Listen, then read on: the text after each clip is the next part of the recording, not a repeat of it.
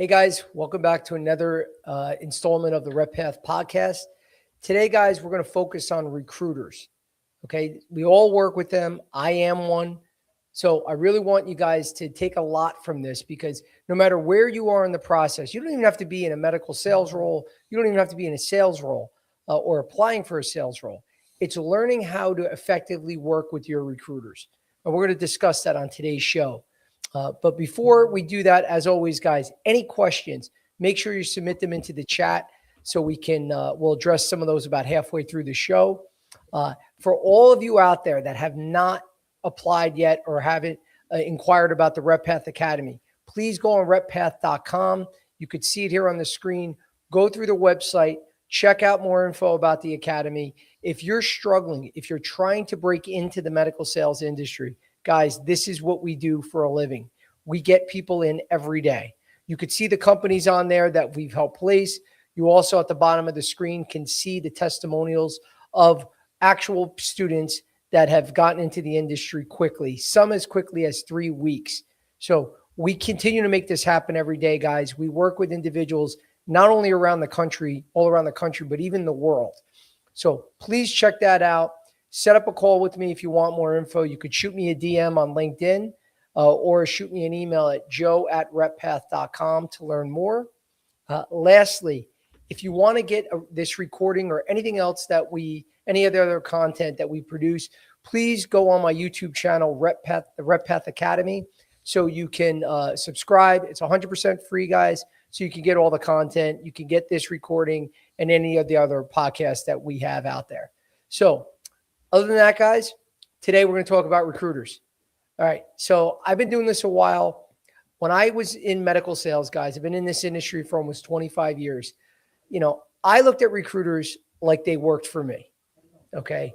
And I was so wrong with that. And I'm not saying because we do recruiting too at the RepPath, because while we work with our candidates to help them break in, we also have a recruiting division that works with clients around the country, but also helps our candidates break into the industry. So I've learned the other side, guys, where you see, their point of view and what they're working on. And one of the things that you have to realize when you start, don't be misinformed like I was and think that a recruiter works for you. The recruiters do not work for sales reps. They work for the medical sales companies. So most of you guys know this, but a lot of times you start to get frustrated when you're looking for jobs and you're looking for that recruiter. And sometimes it gets a little heated because believe me, I'm on a lot of these calls where reps, are looking for a new role. And they're like, Joe, how come you didn't get back to me? And whatever. Like, again, it's not my job, to get back to every single candidate. I try my best. But there's hundreds of applications for every role that we apply for. My goal, is to get people placed as quickly as possible. But at the end of the day, you work for the client. The client is the one, after you place someone, they pay the recruiter. So at the end of the day, the recruiters are working for the client. I just want to be very clear with that. All right. But that doesn't mean that you can't work and partner with recruiters. That's our goal. Our job, again, is to get you placed, but we want to partner with you, but we're not magicians. It doesn't mean that you just start working with a recruiter and their job is just to get you a job right away. That's it. It's all on them. And they should be giving you daily updates. No, guys, there's so many candidates out there. There's so many jobs out there that they're juggling. So you just want to have a good partner. So the stronger relationship, the better that you work with a recruiter, the more likely that they're going to want to work with you. Okay. So look at it as a recruiter as a career advisor, right? They're not here to just, get you the job. They're supposed to present opportunities to you that you should be a fit for. And the more that you have a better relationship with them, the more that they like you, like anything else, guys, they're going to push for you more if you're a good fit for that role. But if you don't have a good relationship, if you're not working well, if you're frustrated, and calling with animosity with the recruiter, they're going to be less likely to help you out. And one thing, guys, that I have to make you aware, it's a small community. All the medical sales recruiters out there, they've worked with each other in the past. There's not thousands of them. There may be 100 top recruiters, throughout the nation. A lot of them have worked together on deals before. They've worked with placements. So you have to be conscious that if you get one pissed off, news travels fast, and if someone is very difficult to work with, they're going to tell the other recruiters when their name comes up. That's just a reality, guys. So I don't want to see any of you fall into that, that being, blackballed or whatever, like a red X put on you. But it's real, because if you're not going to work well with people, your reputation is going to precede you. But the good thing is, if you work well with people, people want to help you. So just realize that relationship. The better relationship you got to have with your recruiter, the better you're going to do. Okay. So again, one of the things to start off, we talked about, working well. Couple of things one of the key things that I want to discuss is understanding the recruiter's role. Okay. As a recruiter, again, I have my clients that I work with. I either have a contract with them where it's exclusively they're working just with me, or I work with clients that they work with multiple recruiters. Okay. So I don't get paid automatically with those individuals. I get paid with placements. Sometimes you could get paid.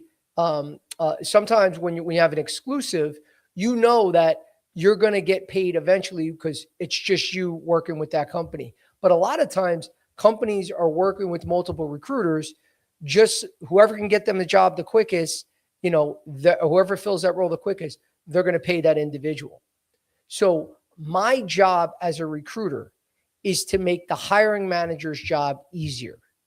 So when I get an opening, and then when they call me about an opening and I have a bunch of candidates, I don't just get those candidates and send resumes to the hiring manager and be like, hey, Susan, you're going to love these 20 people. Check them out when you get a chance. If I ever did that, they would never work with me again. My job is to make their job easier and spend as little amount of time as possible with these candidates, doing the background, going over their resumes. So I take the top candidates and then I give a synopsis of their background and why they are a good fit for the role. And then I discuss that with the hiring manager. I'll also send an email that goes over, some of the key points. But again, it's based on those requirements of what they're looking for. They don't make up those requirements that you see in job postings out of thin air, guys. They do that because that's the fit they're looking for. For instance, if it's more of an experienced position and they're looking for someone with at least 3 years in the OR, preferably in orthopedics, that you must live in the Boston area, potentially, they prefer someone that also has startup experience, launch new product experience. All these things I have to take into account and address when I'm speaking to the hiring manager and also when I'm doing my write-ups. So I can't go to them, hey, Susan, by the way, I got someone that I think you'd be great for the Boston area. They have 2 years of cardiology experience, but they have a lot of grit, and they have a strong work ethic, and they're a really hard worker. And I just start throwing out all these adjectives. They would say to me, Joe, what the hell are you doing? That has not what we're asking for. You have to address the requirements that we're asking for. So I simply give the bullet points of what they're asking for. This is an excellent candidate because they live in Boston. They have 4 years of orthopedic experience. They've launched 2 startups, and blah, blah, blah. And I go through each of those bullets. And then if they ask for more details, I give it to them. But I address what the requirements in first. I'm making it easier for them than them having to look through a resume or, give them, pages of information when they just are focusing on those requirements. So I'm saving them time. If I make it easy for them, I save them time. That's what they want. Get me the best candidates, save me the time so I don't have to waste all my time on this. and they'll continue to work with me. So now as a candidate, the easier that you make it for a recruiter, the easier it is for them to make it for the hiring manager. And the more responses you get, and the more likely you're going to get a position. So what do I mean by that? Here's some of the mistakes that I see from you guys make. And not everyone does this, but a lot do. The number one thing, and I did a post on this the other day, it pisses me off, and I'm being straight up with you guys. When you send me a resume and just says, Joe, I'm interested. I've talked about this on other podcasts. If you want to piss a recruiter off, or not even piss them off, you don't want to get a response back, just do that. Say, I'm interested, and send your resume. Number one, you didn't even tell me which role you're going for, because recruiters work on many roles. Sometimes we have 30, 40 roles that we're working on at once. I don't know what you're talking about. You gave me no clues. Now I got to go through your resume and figure out the city that is listed in your resume, and then see if I have multiple roles in certain cities, which I sometimes do. Now I have to figure out which role you're talking about. The more work you give me, the less likely I'm going to do that, because I have another 100 candidates to review, because there's so many people going for these jobs. But the candidates that do get responses for me, they actually read the requirements. They cut and paste those requirements when they send the resume. Okay, so cut and paste those requirements that are listed. Put it in the body of the email. Copy your resume, attach your resume. And then for each requirement, you could put it in a different color. You can indent it. I don't care what you do, but answer each requirement. Bullet point form, not a whole, a whole book for each one. If it asks about a 4-year degree, put the college. Graduated from Boston University in 2016, with a bachelor's in communications, whatever, done. Must reside in Boston, or reside in whatever city right outside of Boston, done. Need 3 years of cardiology experience. I have 4 years of cardiology experience, both at Medtronic and Boston Scientific in their CRM divisions, done. That's how you make it easy. The easier you make it for them, they're going to get back to you guys, because they'll either tell you if you're a fit or not. But if you are a fit, they're going to take that same blurb, that same cut and paste that you did, and do that and send it to the hiring manager. And then they'll add their own notes. But at least you're addressing it. And this is going to be a game changer for you guys. A lot of you that are getting ghosted all the time, it's a good test to see when you're actually bullet point putting in how you're a fit for each role. See how much you're really a fit. Because we all say the same thing. Well, while I don't have that experience, which is another bad line to start when you're reaching out to a recruiter, because then it goes deaf. They go deaf. If you reach out to someone and say, Joe, while I don't have experience, while I don't have cardiology experience, I make up for with grit, tenacity, blah, blah, adjective. You already lost me, because the company is asking for that. So I need that to move forward. So when you bullet point these out, you actually read them, you'll see if you're a good fit or not. If there's 5 requirements and you only meet 1, guys, don't apply.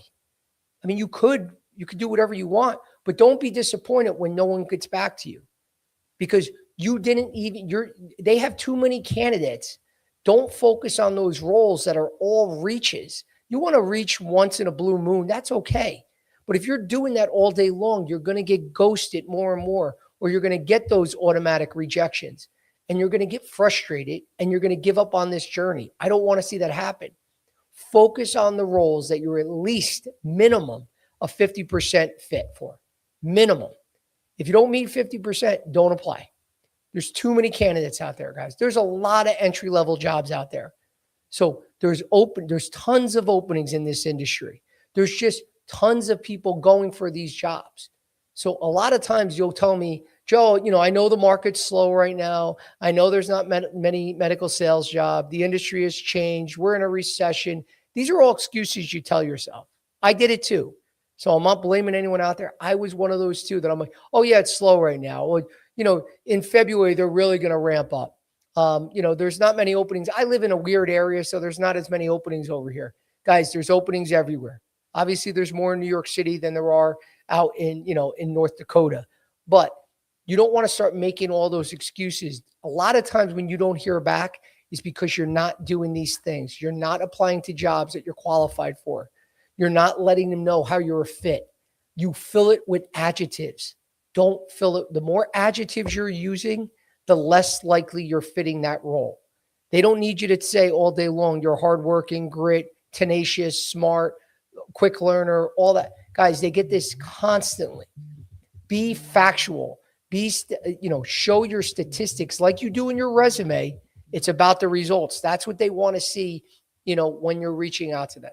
So this is very important, guys. You need to do this.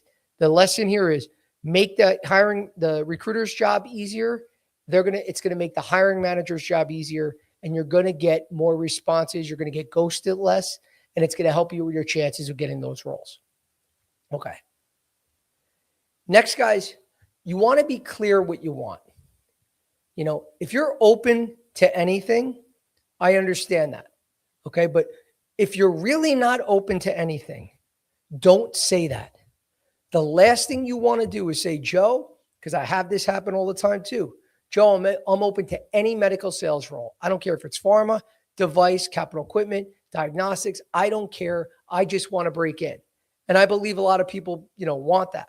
But then I present a role to you and you go, no, Joe, I'm sorry. That's not enough money for me. Or, I won't work.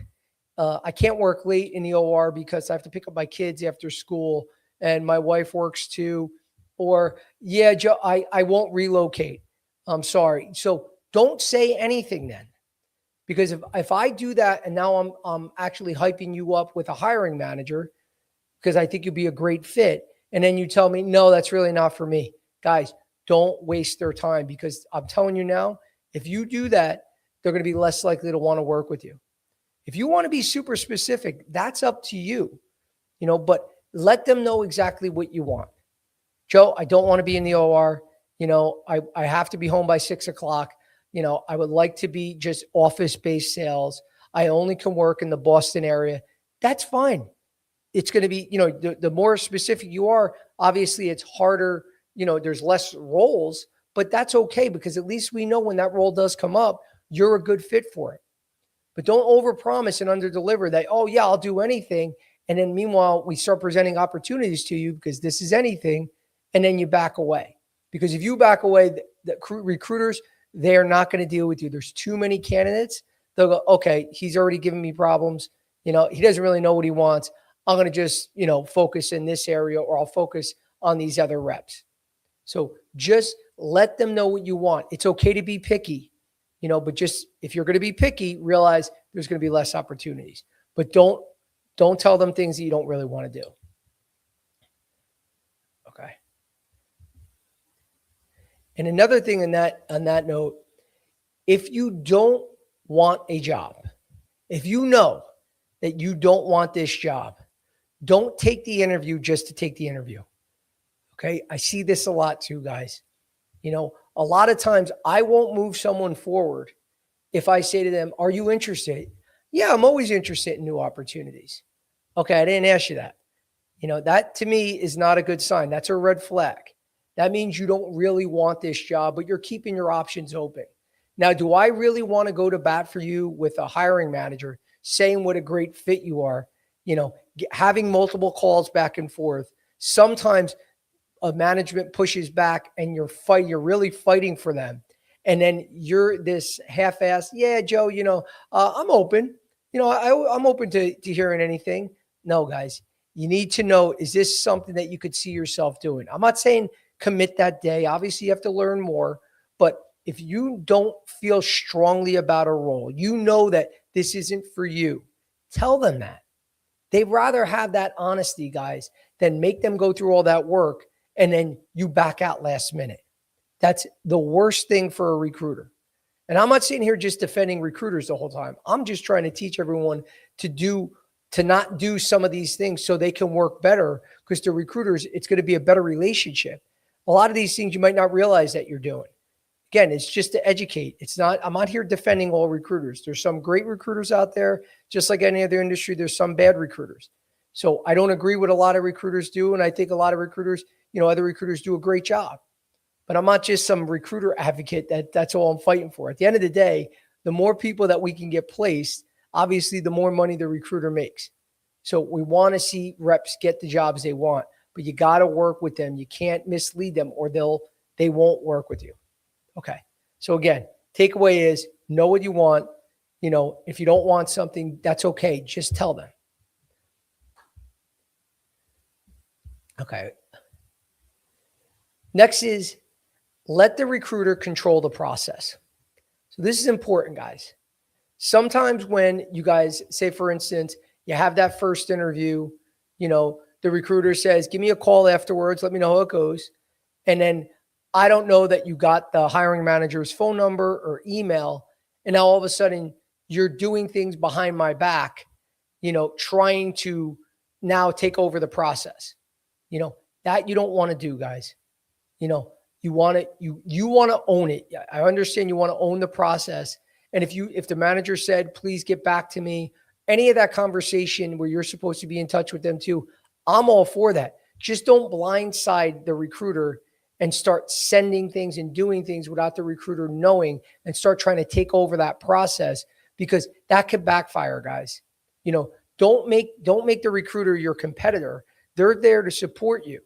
So whatever it is that you're looking to do, just make them aware. You don't want to try to take over the process when they're the ones that the company is typically going to go through. Because sometimes you can do things that the recruiter could say, hey, I know you did that with your other job, but I know this hiring manager. He doesn't really like when you reach out to him multiple times a week. They know this is their client. So they know them inside and out. So whatever you're discussing, it's great to have a game plan, but keep them involved. Don't just all of a sudden try to take over the process, because again, it could ruin everything for you, and you don't want to do that. So make sure that whatever you're doing, you guys are doing it together and you're making them aware.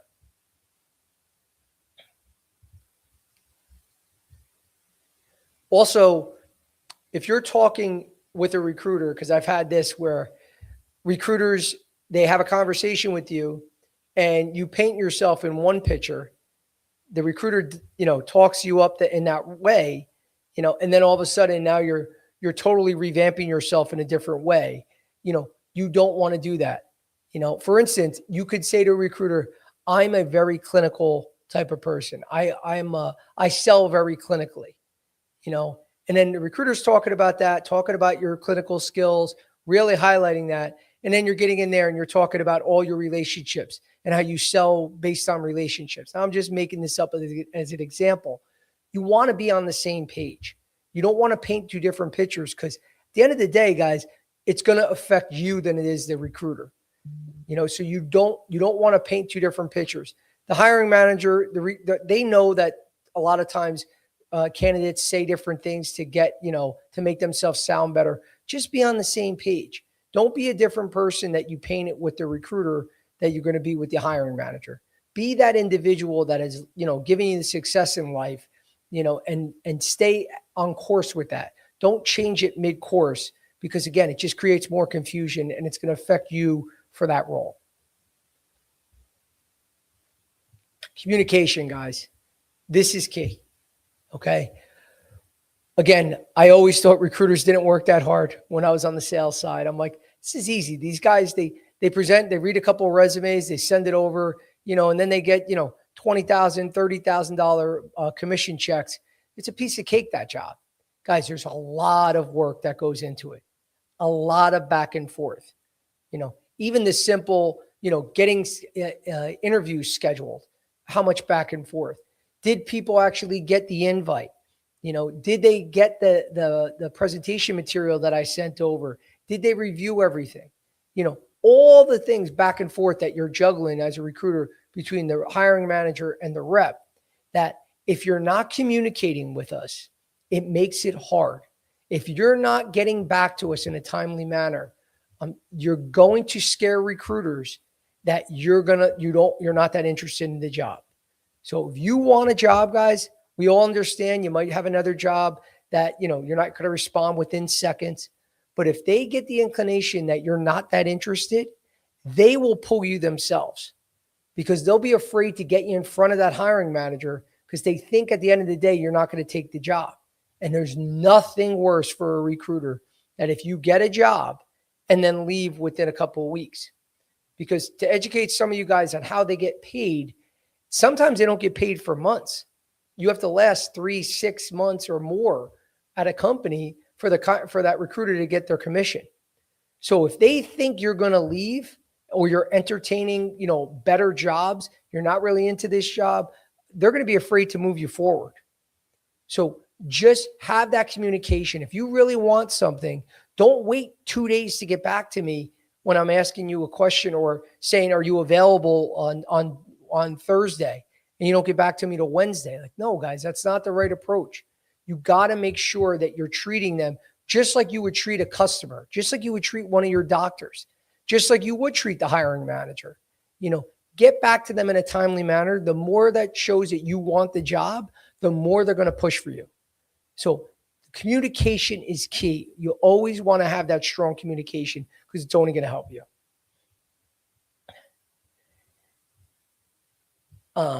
Sorry. Okay. We talked about this a little bit earlier too, and this is about burning bridges. Now, sometimes things happen, guys, but again, one of the key things that I've seen happen with candidates where they're interviewing with multiple companies. Okay. Transparency is key, guys. I want you to interview with multiple companies. I want you to get a job. I really do. But if you're interviewing and you're in a final interview with another company, and I say to you that this company is looking to move forward with you, my client, and they're looking to set up a final interview, I will ask all candidates, are you interviewing anywhere else? And where are you in the process? Excuse me. I'm not there to say I'm not going to back away from you or not move you forward just because you're in a final interview with another company. Absolutely not. I'm still going to push you forward if I think you're a good candidate, but don't blindside me and say, nope, Joe, I'm great. This is the only company I'm interviewing with. If I get the role, I'm definitely taking it. And I've had this happen many times.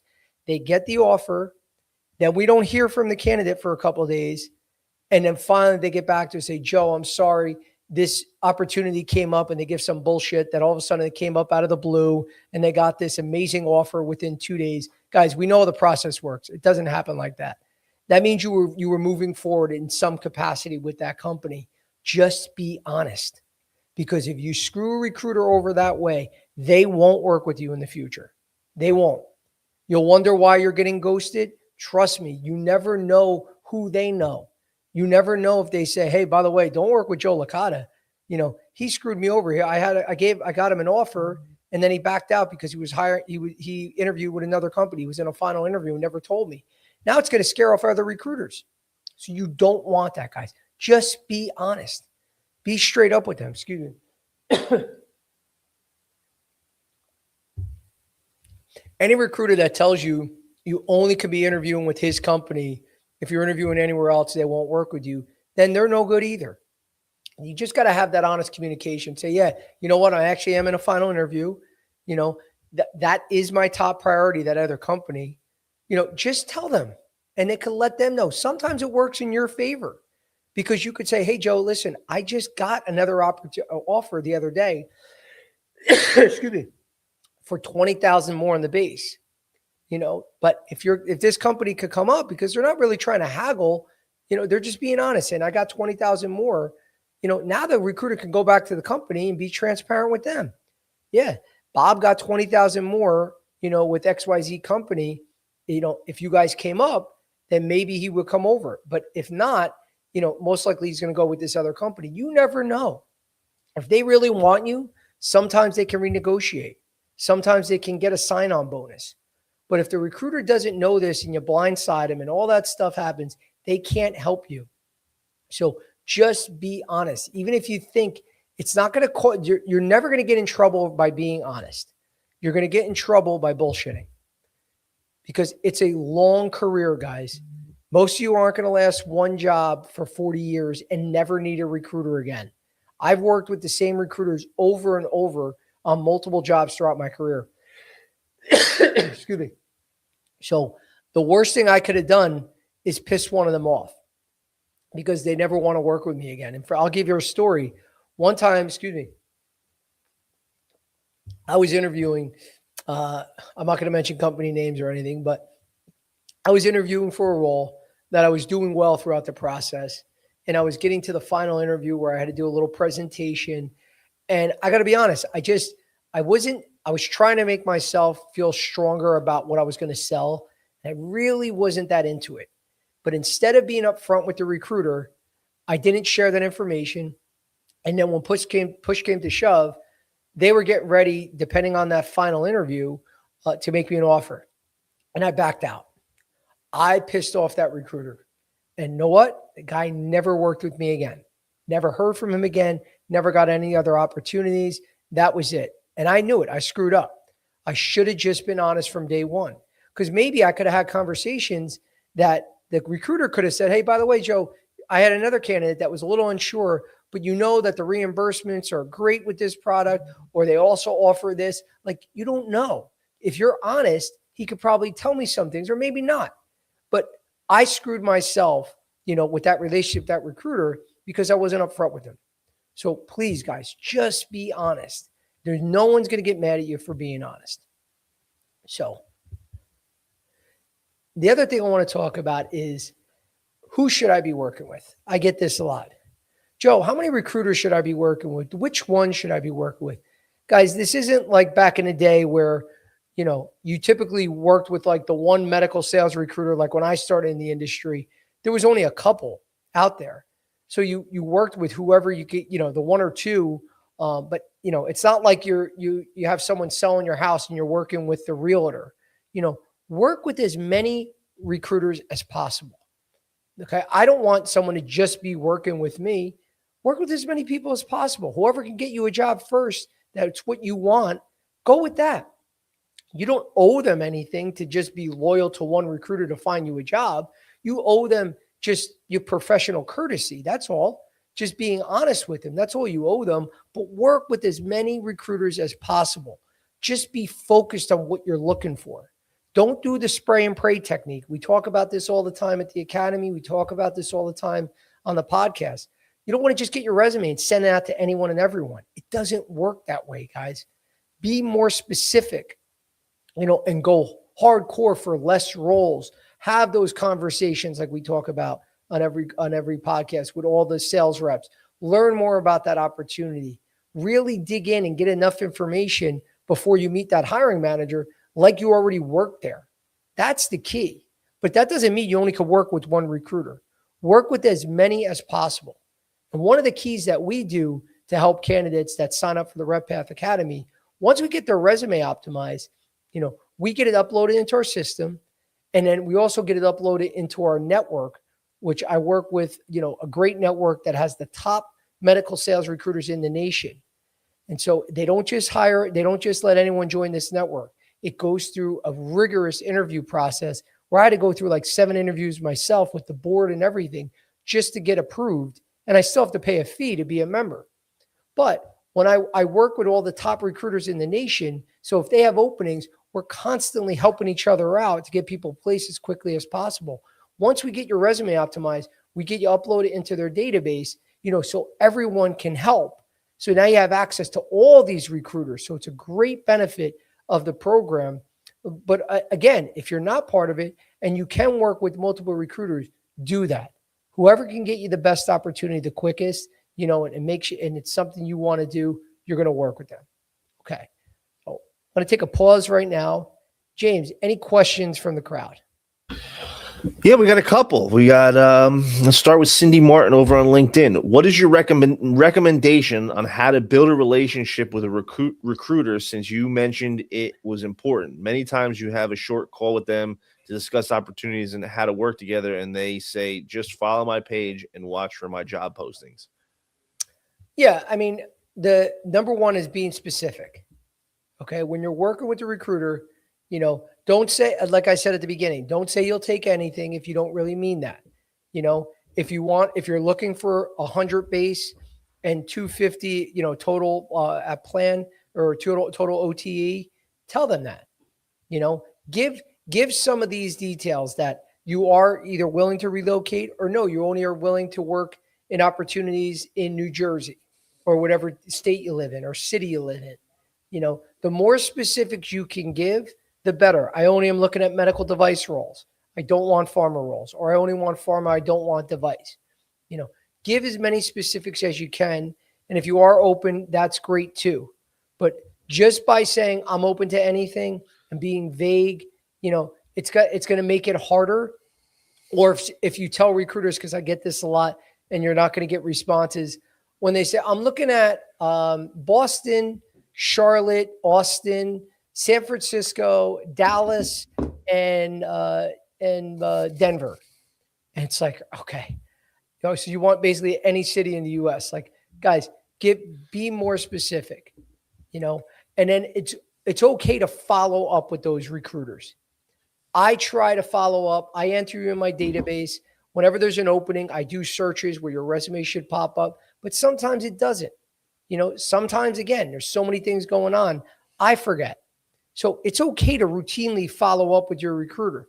Are you going to call them every 2 days to see if something else came up? No, but to shoot them an email and be like, hey, Joe, just want to make sure I'm visible. I'm on your radar. If you do have anything in Jacksonville, in the med device space or whatever that is, you give your little specific reminders again.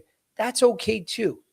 But the key thing if you really want a good relationship and you see an opening that they post, the number one thing you could do, guys, is let them know that, number one, you read those requirements, you cut and paste them, put them into the body of the email with your resume, and bullet point how you're a fit.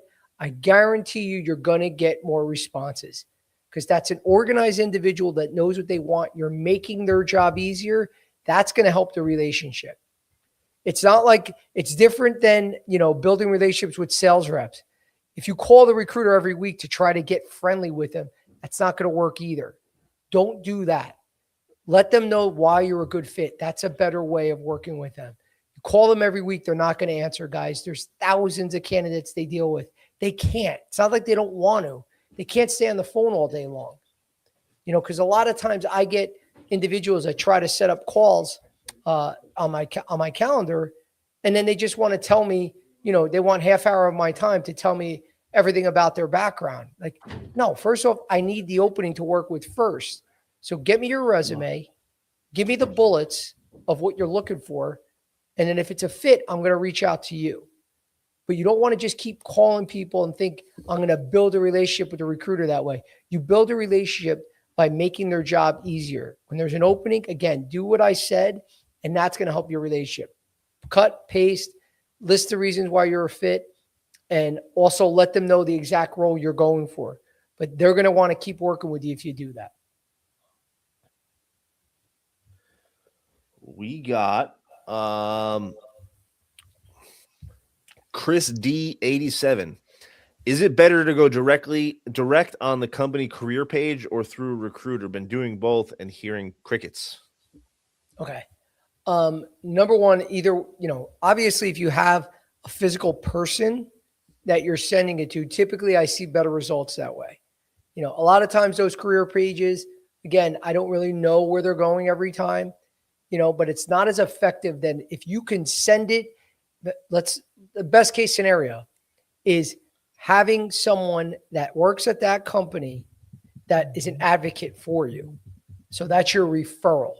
So I don't want anyone, and we teach this at the academy, we don't want anyone just applying blindly to jobs. It's okay to send your resume to an opening, but what are you doing after that? The reason why you're hearing crickets, there could be many things. It could be your resume. It could be the jobs you're applying for, you're not a fit. There could be many reasons why you're not hearing back. But if you want to improve your chances right off the bat, when you send that either to the recruiter or through the website, who are you reaching out to that moment to try to start building a relationship? So if it's an opening at XYZ company and you applied, through their website and you're saying, okay, now what? Okay, start reaching out to reps on LinkedIn that work at XYZ and see and talk, especially in that specific division. The closer you can find people that are connected to that opening, the better your chances are to get that role, to get an interview. So you want to be on the phone with these people and be selling yourself on why you're a fit, how you fit the needs of that role. Because I actually had a candidate who just got a job recently with us that sent it in, got the automatic rejection, but was networking at the same time, where one of the reps went to the manager and said, I got a great rep. And it said they rejected him, saying that they're moving in a different direction. He's like, really? It shouldn't have said that, because he went to bat for him. Now, because he built that relationship, they still interviewed him even after he got that that automated rejection. So that's the power of having the relationships. He didn't know this person before he applied. It's not like he had a friend there that he knew since high school. He built the relationship throughout the process after he applied. So do that, guys. That is more important. I forgot the name of who asked that question, but make sure that when you're sending the resume, you're networking at the same time. That's the best thing you could do, whether it's through a recruiter, whether it's through a website. You want to get in touch with those reps that are at the company. That's the key. We have Alex Fitlife. What do you even say in the first message to a recruiter on LinkedIn without coming off thirsty? LOL. I mean, they know you don't have a job. If you're looking for a job, it's okay to be, hungry or thirsty for a job. They get it. It's not like you're desperate because you're some weird person that wants to make money. They know, if you don't have a job or you're not happy with your job, yeah, you should be thirsty. You should be hungry for that next role. That's okay. But again, be specific in what you're looking for. Let them know that. Don't send them things that is going to send them on a wild goose chase that you don't really want. So just let them know. But I would start with an opening. Just reaching out to recruiters saying that you really want to get into the industry and blah, blah, blah, blah, blah. Odds are they're not going to respond to that, guys. They get these emails constantly. I want to look at the reopening that you're looking for. Oh, by the way, Joe, I see that you're the recruiter for the Pfizer opening in their neurology division in San Francisco.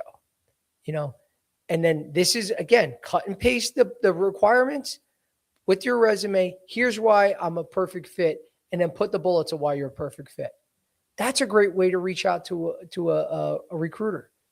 If you just are calling up recruiters and be like, hey, I'm on the market. I think I'd be great in this industry. I come with a lot of tenacity, energy, again, adjective, adjective, adjective. So let me know when you have anything. They're going to be like, okay, no problem. They're not going to care, guys. You have to be focusing on a role and why you're a fit for that role. That's how you reach out to a recruiter the first time. Don't just reach out and just send resumes. It's not going to go anywhere. They need an opening to work on that you're actually looking to apply for. Daniel Bennett, how do you find recruiters and how to decide if they are in it for themselves? How do you find out if they're in it for themselves? And how do you find recruiters? Well, I mean, how do you find recruiters? That's simple. You just go on LinkedIn, type in medical sales recruiters.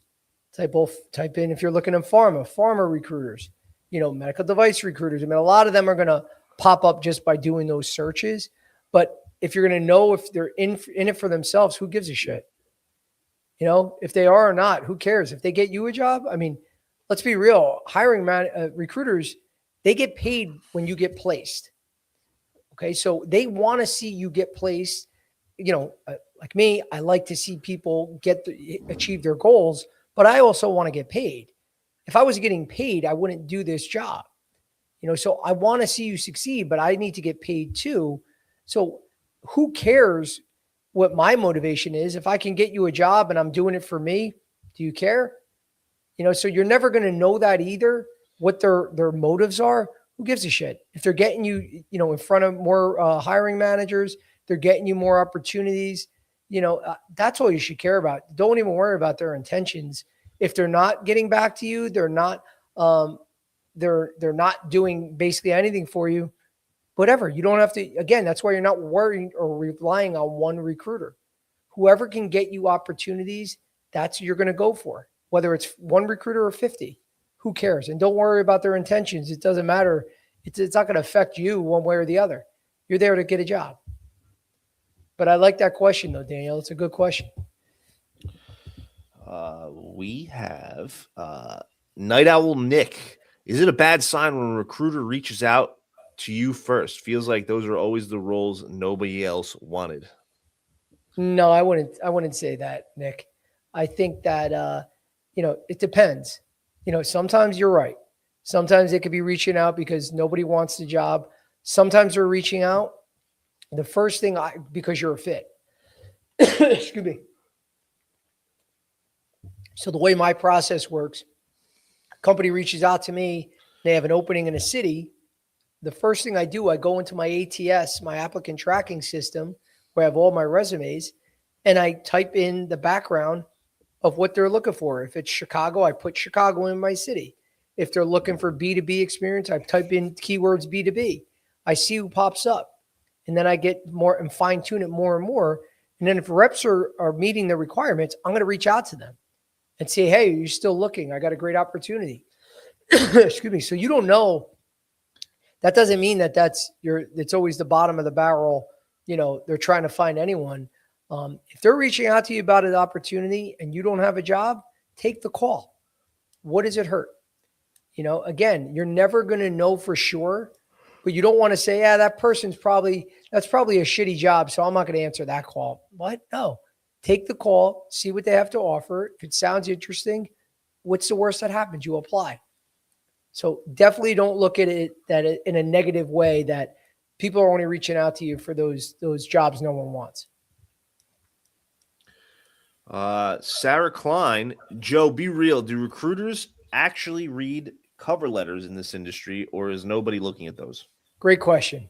I've never read a cover letter in my life.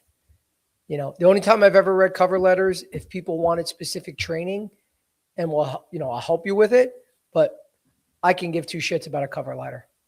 That means nothing to me. I care about your results. As a hiring manager, I care if you're getting into sales, especially if you have previous sales experience. I care about your results. I care what you're ranked. I care how much you grew. I care what your percent to quota was, what awards you won. But then I care about your process when we get in the interview. But if I'm not going to sit here and a cover letter, I know a lot of times online, I'm not sitting here to say don't make a cover letter and don't apply when companies ask for it, because a lot of times that's like HR, stuff that they, or sometimes online they make you click that box for the cover letter. But I don't know a hiring manager or recruiter that ever said, Joe, that was such a good candidate. They did so well. Their resume was great. Everything was great, but I can't move forward because they had a shitty cover letter. No one cares about cover letters. Only do it just to check the boxes if they make you do it to apply online or if someone asks for it. But I can guarantee you 99% of the recruiters and hiring managers are not reading them. We have Jordan Phelps 12. Is it cool to tell a recruiter you're also working with other recruiters, or does that kill the vibe, the whole vibe? Nope. That's great. Great question, Jordan. Be honest.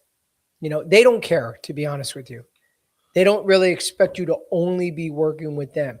They want the client. So think of it this way, guys. If any of you guys have sold a house before, or if you're younger and your parents have sold a house, you'll have a lot of friends, family, or other realtors that want to get that listing. Okay, that's the key. They want to be the listing agent.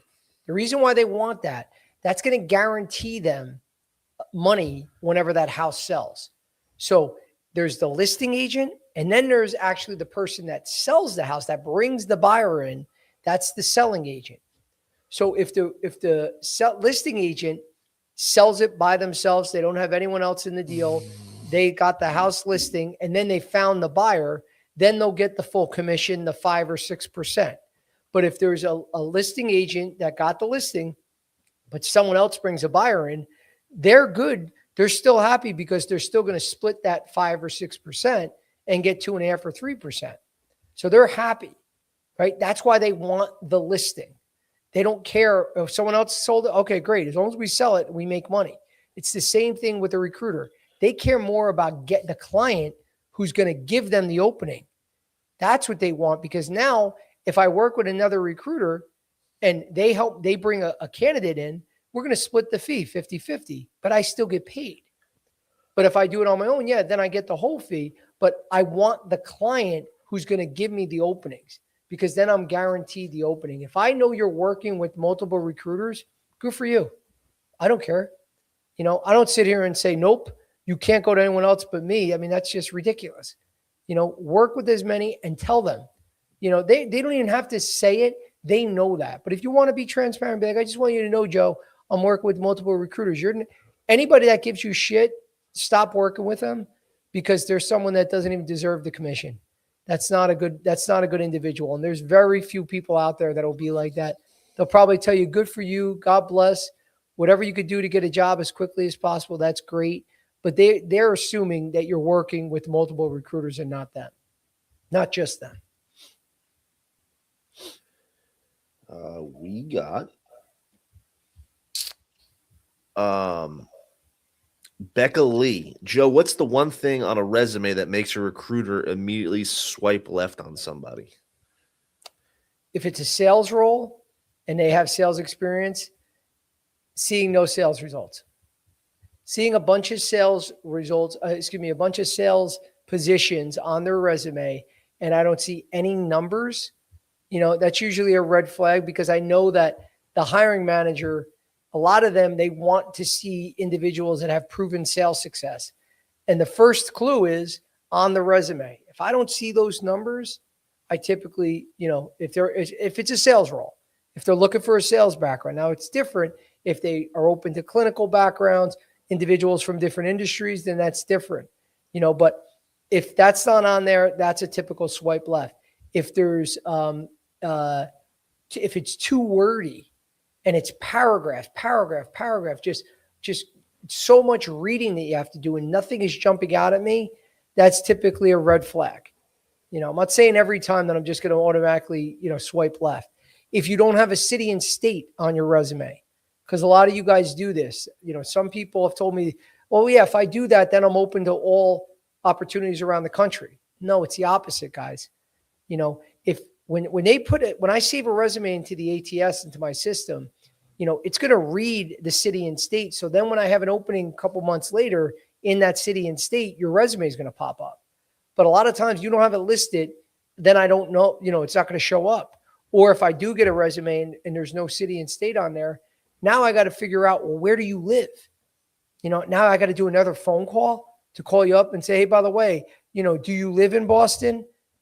So that's an extra step that creates more work for the recruiter. Like I said earlier, the more work you create for them, the less likely they are to continue to work with you.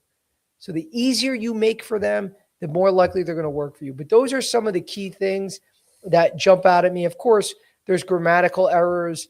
There's just poorly written resumes that are just, you look at right away and they have run-on sentences, or they don't have any bullet points for results, or they don't have descriptions of what they sold in a role. They have dates missing, all those things that are just poorly written resumes where you'll just pass on it, because if you send it to the hiring manager, and this is a good lesson too, guys. So whoever asked that, great question. Remember, whoever I send over is a reflection of my work.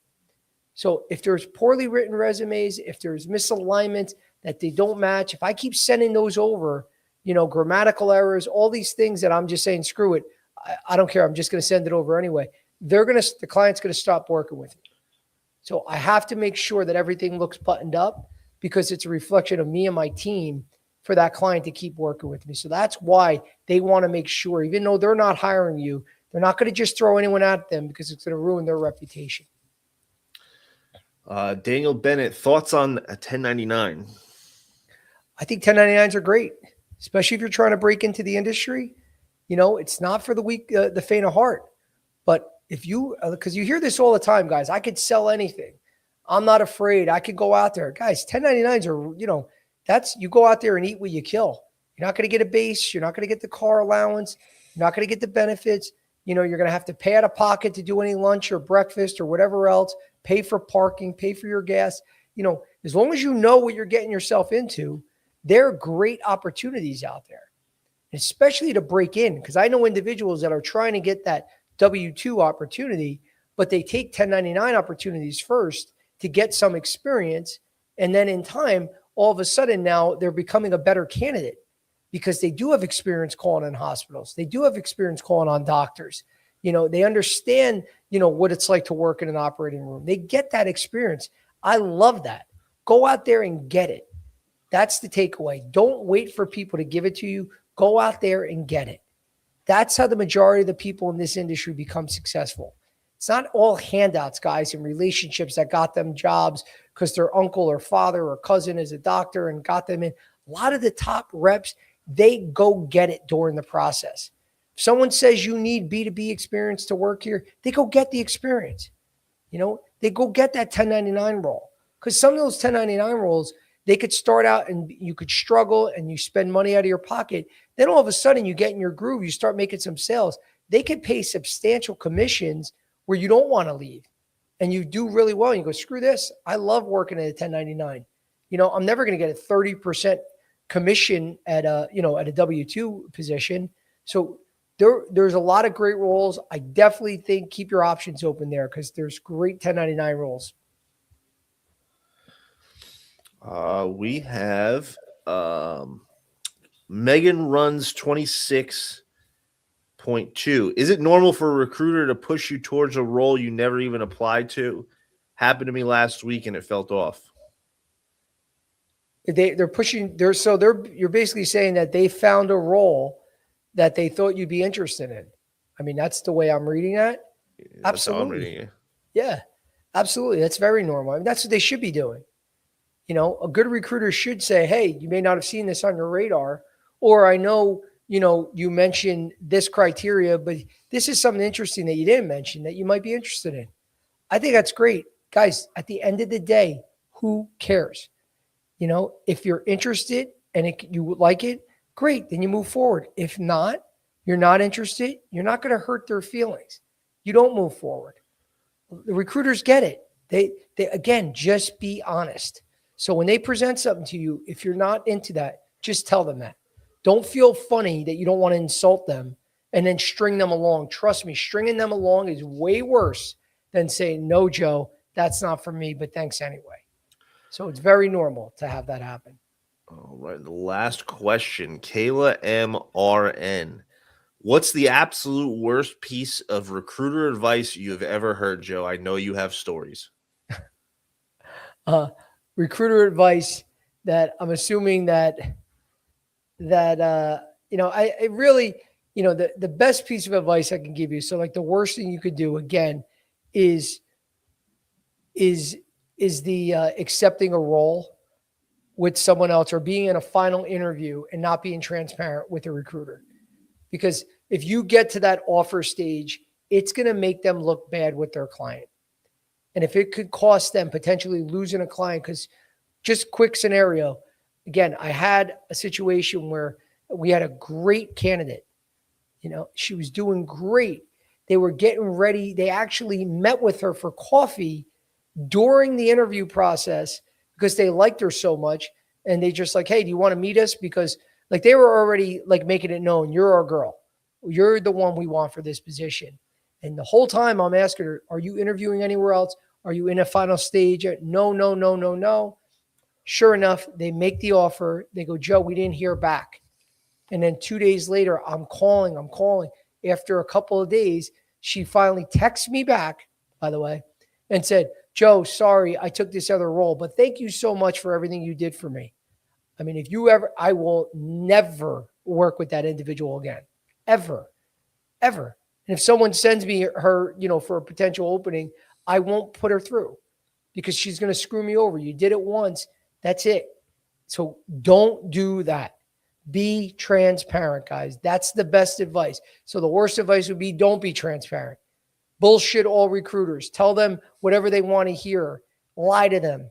You're going to burn bridges, and then you're going to wind up blackballing yourself from having them work with you. So please don't do that. Just be transparent, and everyone, everything's going to work out. That's all I got for you today. That's it. Well, again, thank you, James. Always, Joe. Thank you. Yeah, awesome, man. Awesome. And thanks everyone for the great questions. Again, anything you guys, you may not have asked, you want to talk about, shoot me a DM, reach out to me, shoot me an email, joe@reppath.com. But for all you candidates out there that are struggling, that you just can't move forward, we can help.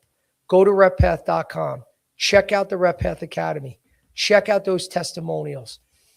Believe me, guys, all the things we're talking about, we help with at the Academy. We have our recruiting team that works with individuals, that helps them get placed, but join the Academy, guys. I'm telling you, this is where we do not only do we have our modules, but we have our live group training every Tuesday and Thursday, so please go on the website. Please check all this out. So we can, we can't reach out to you and find you out of nowhere. We're not mind readers. So if you're struggling, you need help, please reach out to us so we can help you get in. And lastly, any lobby members, please give the promo code. If you are looking to join and you want to get additional discounts, give the promo code Licata, Licata, so that can get you additional discounts. But other than that, guys, thank you so much for joining today. As always, we're here every Monday and Wednesday at 3 p.m. Eastern. So I look forward to speaking to you this Wednesday at 3. Have a great week, guys. Take care.